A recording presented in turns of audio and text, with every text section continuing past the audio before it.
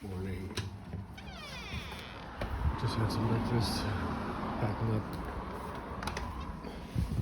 the shit. And I just lightened my backpack. Excuse me, put on my extra clothes. Give these to the dude today. And then I'm gonna head back home because I'm very tired. But yeah, it's been good, it's been fun. Yesterday was great. I didn't have my phone on me, but they captured a bunch of moments, which was awesome. I'm looking forward to more of those today. And then, yeah, hitting the road. All my stuff's still wet. That's why it's all kind of laid out. And as you can see, those are usually light. Beige, not dark blue.